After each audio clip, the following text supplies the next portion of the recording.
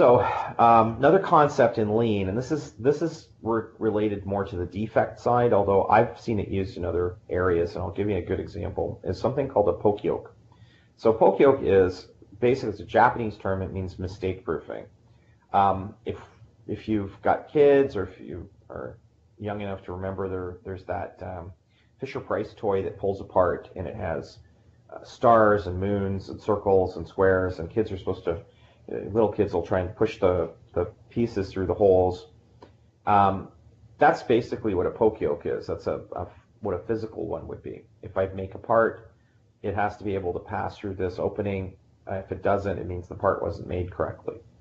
Putting a quarter in a vending machine, or trying to put a penny in one that will only take dimes, for instance, and the penny's a little bit wider, so they've made the slot so the penny won't fit through. That's a good example of a Poka-Yoke. I've used e-Poka-Yoke, which is a concept where I have barcoded for clients. I've barcoded materials, and I've created barcoding scanners that all they really do is flash a red or a green symbol on the barcode scanner. So you scan the job you're going to work on, and then you scan the material. And if you've scanned the right material, it'll turn green, and you can take it. If you've scanned the wrong material, it'll turn red, and you know not to take that. Very, very simple. That can be a big, big cost savings for some clients. I've seen situations where clients have made $20,000, $30,000 mistakes because somebody took the wrong material when two looked exactly the same. Great example of that actually is mattress manufacturing. Seems so simple, but mattress manufacturers often make slightly off-size mattresses that look like the standard mattress. So they're a little narrower, let's say, than a standard queen, because grandpa built the bed, or great-grandfather built the bed, and it's didn't have quite enough material, so he made it 3 inches narrower than a standard size mattress, because he didn't really care. He had a feather mattress. Well, today we're trying to put a mattress on the same bed, so a lot of people will go to these mattress stores and order one. That mattress will look exactly like every other queen when it's standing up.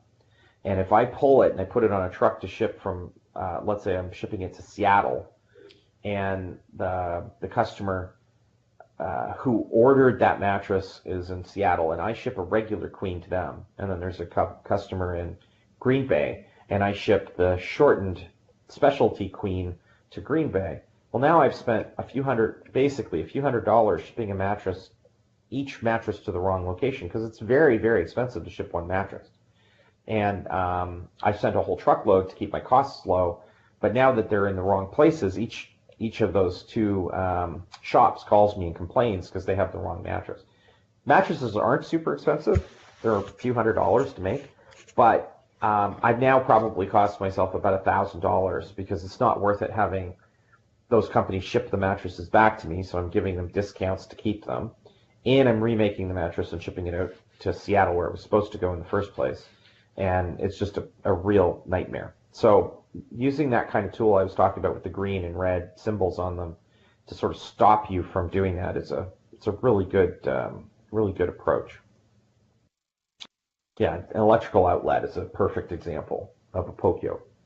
So you can't plug the wrong plug into the wrong outlet, because it's going to prevent you.